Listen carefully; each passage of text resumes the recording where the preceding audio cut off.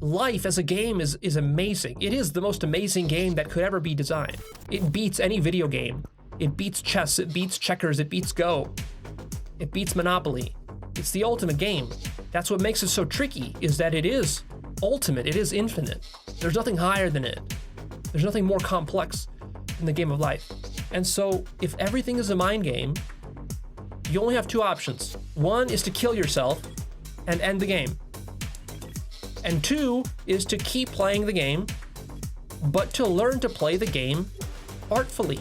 So what does it mean to play the game artfully? Well, the way that you learn to play a game is that you study how the game is played. You study the mechanics of the game. You look at who plays it well and who plays it poorly. You learn the rules of the game, which is to say you learn the principles that are running the game. You learn patterns within the game. And then you actually go out and play a few of these games yourself, and you make mistakes, and through trial and error, and then also self-reflection, you play a game, then you look back and analyze your own game, and then you say, how did I play that one? How did that turn out? What worked? What didn't work? You do a little post-mortem on it. It's just the same way as learning how to play chess. I mean, how does somebody become a chess grandmaster? That's what we're talking about here. Think of life as just a giant infinite game of chess that you're playing. And unless you're gonna kill yourself, you're gonna have to play the game. There's no other option. There's no option not to play the game other than killing yourself, which I don't recommend you do. I recommend you enjoy the game. And actually, the reason you hate the game is because you haven't actually learned how to play the game yet. What you can do is you can realize that it's all a game, then you can start to learn how the game is played. And you can learn principles and patterns and meta patterns. And then quickly, through trial and error and using a lot of intelligence, you can figure out how to play the game. And then the better you become at it, the more confident you feel, the higher your self-esteem becomes. You also start to get some of the fruits and rewards that are possible by playing the game well.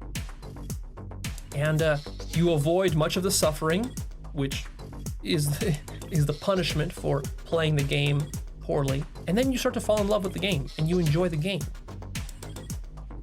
And then also, when you become fully conscious of how much of a game it all is, this becomes very liberating and freeing, because you no longer take it too seriously. You can be playful.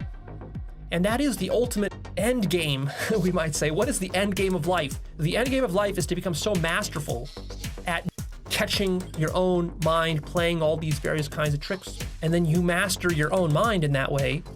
Then you can be playful and you can just enjoy life, and it becomes a play, it becomes a game.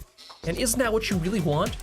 Do you want life to be work, or do you want life to be play? Do you want life to be a grind, or do you want life to be play? You want it to be play. So how do you get it to be play? By recognizing it's a game, and then learning the mechanics.